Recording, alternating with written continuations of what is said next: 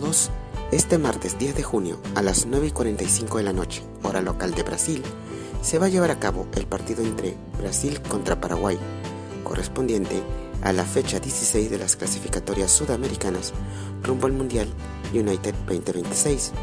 El escenario será en el estadio Neoquímica Arena, ubicado en Sao Paulo, Brasil. Esperemos de que haga un excelente partido y que gane el mejor. Mucha suerte para ambas selecciones. Muchas gracias.